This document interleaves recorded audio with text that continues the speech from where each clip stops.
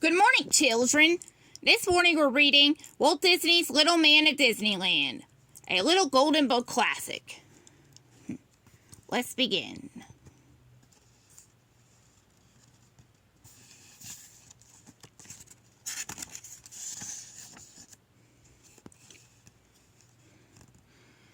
Patrick Begora woke up one bright morning feeling very fine. He fixed himself a bit of breakfast and set out for his morning stroll.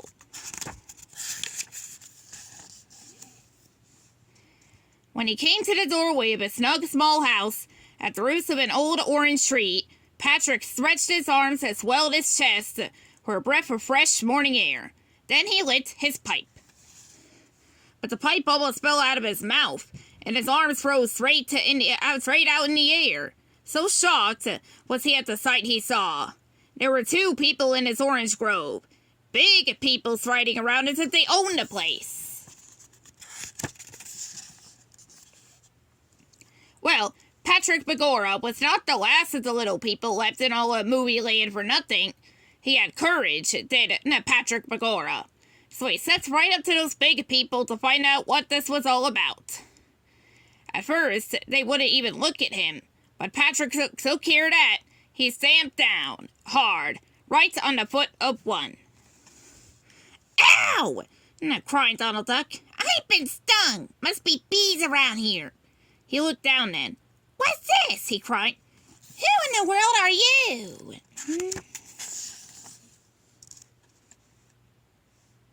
Who are you yourself? This is the proper question, said Patrick Begora right back. This is me home, after all. It's been all those many years. And what, may I ask? Are you doing here acting as if you own the place? Without so much as by your leave from Patrick Begora, which is me. Who are we? Cried Donald Duck. Don't you go to the movies? Don't you watch TV? Don't you read books or newspapers? Let's see, don't you know what Goofy and Pluto? Don't you know Donald Duck? No, said Patrick as he blew a smoke ring right in Donald's face. My name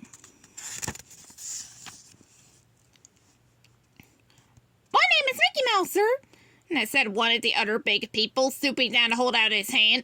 So this is your home here, Mr. Begora? That it is, said Patrick Begora. And I like a little peace of quiet. I think you ought to leave at once. Well, said Mickey, I'm afraid we can't do that. You see, we're going to start building here soon. Going to move all these old trees. Move those trees. Start building here. Cried, Patrick Begora, jumping up and down. In a purple rage. Oh, no, you don't. Not while I'm around.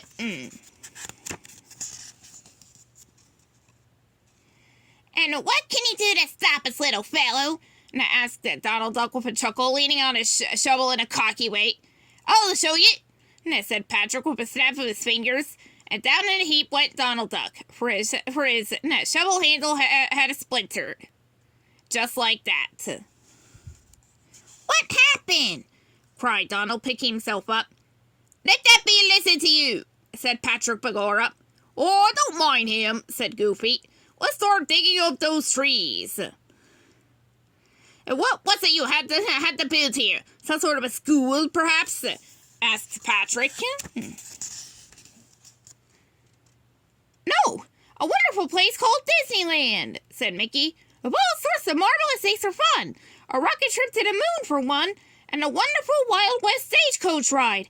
A magic pirate ship that can really fly, and a trip to the mine of the Seven Dwarves. Rocket trip, flying pirate ship. You must be out of your head, my boy, said Patrick Begora. There are no such things. Come along and see. We'll show you the plans. They're back at the studio, said Mickey Mouse. Before he knew what he was about, Patrick Begora found himself walking along with Mickey and the rest. But he stopped short when they opened a door into a strange-looking bubble of glass. Oh, no you don't, he cried in alarm. I'm not going there. No, what is it anyway? It's a helicopter. A kind of airplane. Come along for the ride, said Mickey. When he saw all the rest of them piling in, Patrick Begorra went too.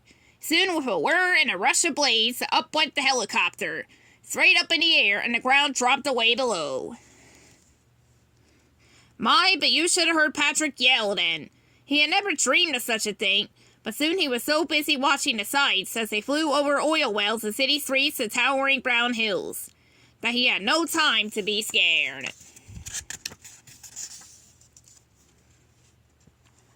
Then down they swooped to the studio, and soon Patrick found himself deep in Disneyland plans, the likes of which he had never seen.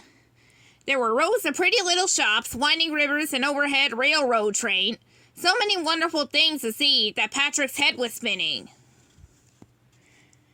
This is what you're planning to build? No, is it when you root up my orange trees? He asked. Yes, said Mickey. That's our plan. Now go ahead, lads, if you can, said Patrick Begorra. The place is yours. There's just one little thing I ask. May I build a wee, snug little house to live there quietly after you have finished this Disneyland?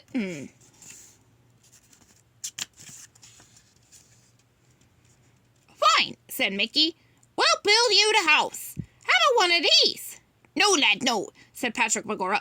I like a place out of sight, hidden away, so to speak. All right, said Mickey. Just so you say. So they shook hands on it.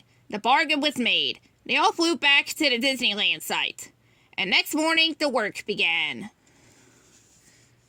Every day Patrick came out to watch, and with every day that passed, it seemed the picture changed. One day, the railway station went up, the entrance to Disneyland. Then, almost in the blink of an eye, Main Street was taking shape. Soon it was time for the last tree to come out, the one with Patrick's home at its roots. Sorry, Pat, said Mickey. It's gotta go, but we'll find you a good new place. Don't bother, said Patrick. I picked one myself. But he would not say where his new house was. He trundled out his household goods in his wee wheelbarrow, and all day he sat in the barrow's shade. And at night, when everyone had gone home, Patrick wheeled his wheelbarrow through the shadows of Disneyland to the secret spot he'd picked for his home. So when you visit Disneyland, keep your eyes open wide. Maybe you'll see a wee man in green, smoking a small clay pipe. Maybe you'll follow him when he goes home, and find out where he lives. If you do, you'll be the only one in the world who's found Patrick Begorra's home. That's the end of this story. What's next for the legacy of Disneyland? We will soon find out.